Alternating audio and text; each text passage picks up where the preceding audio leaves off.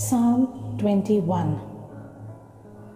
In your strength the king rejoices, O Lord, and in your help how greatly he exalts.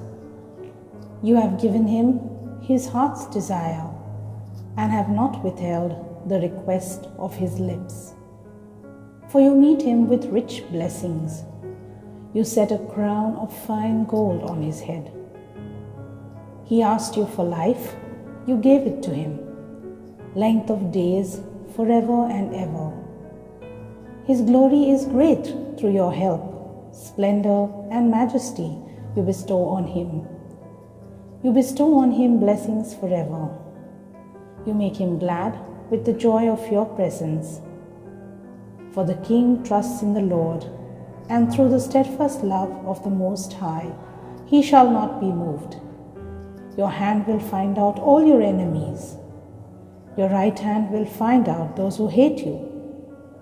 You will make them like a fiery furnace when you appear.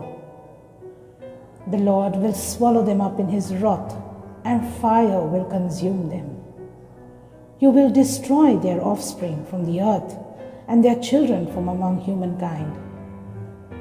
If they plan evil against you, if they devise mischief, they will not succeed, for you will put them to flight.